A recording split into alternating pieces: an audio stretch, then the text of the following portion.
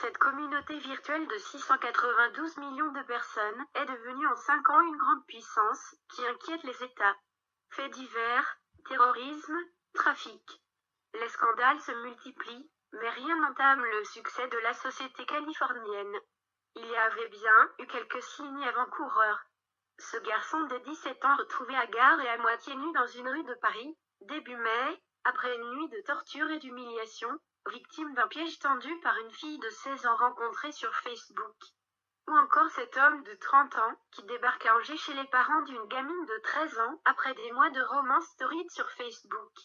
L'homme avait obtenu qu'elle se déshabille devant sa webcam. Les parents ont porté plainte. Les faits divers impliquant Facebook sont chaque jour plus nombreux, reconnaît-on dans les tribunaux, sans pouvoir les quantifier. Aux États-Unis, la police a compté plus de 100 000 plaintes au cours des 5 dernières années. Pour des actes de terrorisme, des suicides en direct, du harcèlement sexuel, des appels à la haine raciale. Un mineur sur 7 inscrits subirait des brimades, des propositions sulfureuses. Les forces de l'ordre s'inquiétant du volume d'informations personnelles, sensibles et non protégées. Si les détraqués n'ont pas attendu les réseaux sociaux pour sévir, ils ont trouvé sur la toile quantité de pros ingénus en mal de plaire. C'est avec la promesse de ne plus jamais être seul, de faire du monde un univers d'amis, que Facebook a conquis le monde. Les scandales ont beau éclater, qui montrent les dangers de cette intimité dilapidée, rien n'entrave sa marche triomphale. Chaque jour, des milliers de personnes s'inscrivent sur le réseau pour se jeter avidement dans la conversation mondiale. En France, seuls les plus hauts revenus résistent. Ils ne sont que 60% sur Facebook, selon Comscore, la société qui mesure les audiences sur le net. Ils ont souvent plus de 50 ans et regardent avec consternation l'humanité babillère, s'épancher, se mettre presque à nu.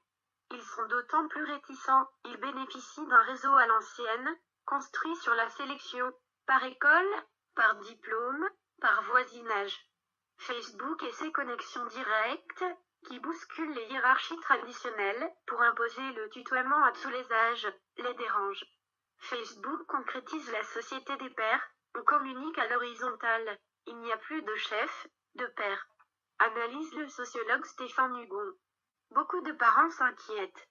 Ils aimeraient que leurs enfants s'en détournent, mais c'est tellement simple d'y aller que l'interdire est vain, reconnaît Laure, directrice dans une agence régionale de santé.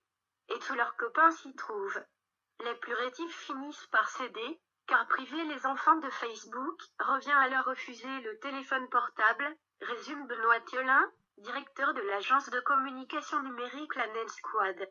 En quelques années, tout le web a été repeint en bleu, celui du réseau inventé en 2004 par un jeune étudiant de Harvard, Mark Zuckerberg. Certains se demandent si Facebook ne va pas dévorer le net. La planète des amis réunit 692 millions de membres. C'est l'un des plus vastes pays au monde. Un humain sur 10 est sur Facebook. Et le nombre vertigineux de membres grimpe d'heure en heure. Aujourd'hui, 32 millions de Français sont inscrits. La moitié du pays. Et internautes français passent en moyenne 4h30 par mois sur Facebook, mais certains y vivent littéralement.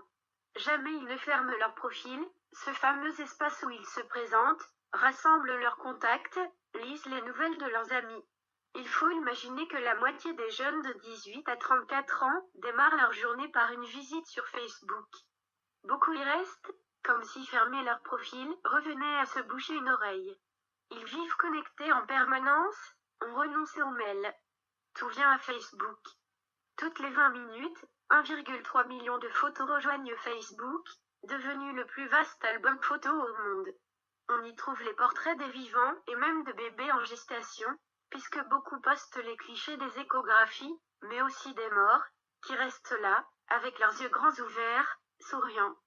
Dans le ciel numérique, indifférent aux turbulences d'ici-bas.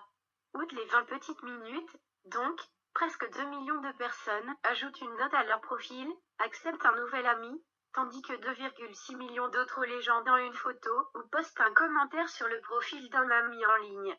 Facebook ne dort jamais. Facebook propose sans cesse des nouveaux amis. Facebook a horreur du vide et offre des murs à crayonner.